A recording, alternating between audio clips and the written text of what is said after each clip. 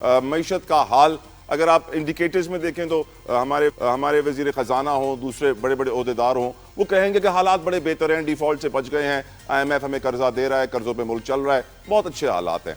लेकिन एक गरीब आदमी से पूछेंगे तो वो कहेगा कि महंगाई बढ़ती जा रही है, कोई रुकने का नाम नहीं ले रही है, 5,000 के नोट की कोई वैल्यू नहीं बची है, पाकिस्तानी रुपया कहाँ से कहाँ है। मैं बात पहले शुरू करूंगा, वेलकम करूंगा अपने पैनल में फ़ारूक सलीम साहब को, किसी तारुफ के मोहताज नहीं है, मुल्क के लीडिंग इकोनॉमिस्ट में से एक हैं। फ़ारूक साहब, thank you for your time. आपकी नज़र में पाकिस्तान की इकोनॉमी की डायरेक्शन, पॉवर्टी को देखते हुए, टमाटरों के 500 रुपए के रेट को देखते हुए, हम किस जानिब जा रहे हैं फ़ारूक साहब? देखिए, अमूमी तौर पे अमूमन ये मईशत के टॉपिक को बड़ा पेचीदा बना के पेश किया जाता है। आसानी करने के लिए आप मईशत को अगर दो हिस्सों में बांट लें, एक जिसको हम कहते हैं एक्सटर्नल सेक्टर यानी कि बैरूनी सेक्टर, और एक इंटरनल सेक्टर। बैरूनी सेक्टर के हवाले से जो इशारे हैं उनमें आप देखिए कि 14 साल में पहली दफा अकाउंट का सरप्लस आया है, बड़ा पॉजिटिव है। पहली दफा जो वर्कर्स रेमिटेंसेस हैं शायद 40 अरब डॉलर तक हिट कर रही हैं, वो भी बड़ा पॉजिटिव मामला है। स्टेट बैंक के रिजर्व जो हैं वो 5-7 बिलियन से उठते उठते कहीं 20 बिलियन डॉलर तक पहुंच रहे हैं। एक्सटर्नल सेक्टर इज स्टेबल और उसकी सिमत भी दुरुस्त लग रही है। अब आ जाए इंटरनल सेक्टर के ऊपर, क्योंकि इंटरनल सेक्टर में 24 करोड़ पाकिस्तानी रहते हैं, आप और मैं उसी इंटरनल सेक्टर में जिंदगी गुजारते हैं। उसमें कुछ मामला ऐसा है कि कुव्वत खरीद पाकिस्तानियों की तकरीबन खत्म हो गई।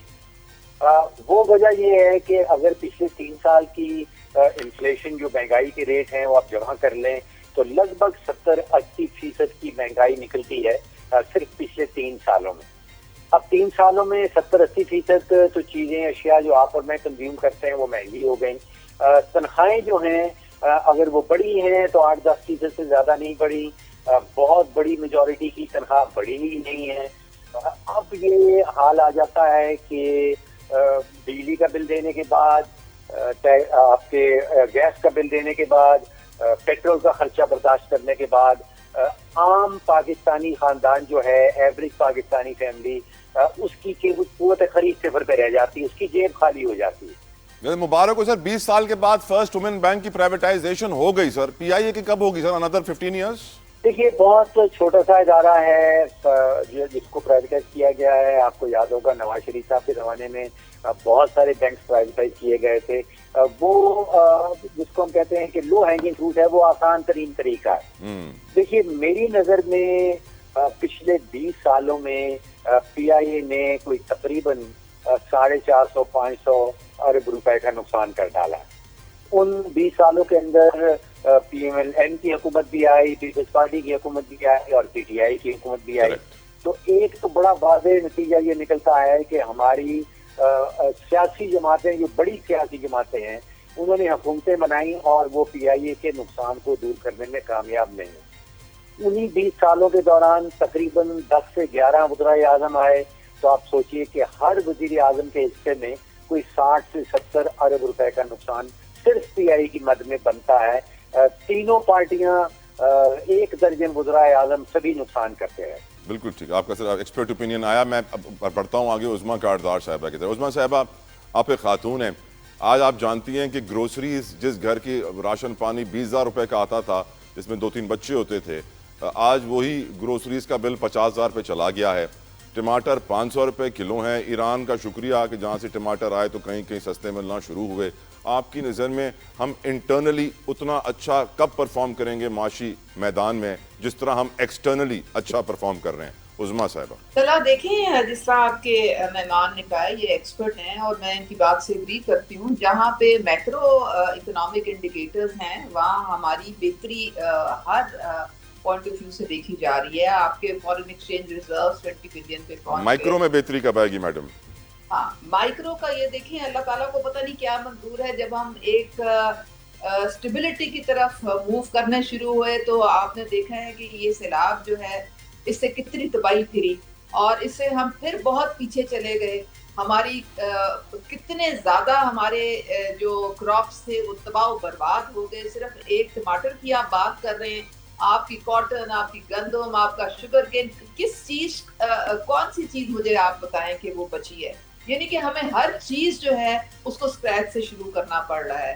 تو یہ اللہ تعالیٰ کی طرف سے آزمائشیں ہیں، لیکن ہم ایک بہت بہادر قوم ہیں. انشاءاللہ تعالیٰ جو بھی مشکل ہمیں پیش آئے گی ہم بالکل سرخرو ہوں گے اور نئے سرے سے عزم کے ساتھ ہم آگے بڑھیں گے. یہ جو ٹماٹر ہے یہ دیکھیں یہ ایک واقعی آپ کہہ رہے ہیں کہ یہ پتہ نہیں دنوں میں یہ 250 سے یہ 500 پہ گیا ہے. اور یہ وہی بات ہے کہ جب قلت ہوتی ہے ایک چیز کی، جب مارکیٹ میں جب ایک demand supply gap, demand supply imbalance ہوتی ہے تو تب یہ معاملات ہوتے ہیں.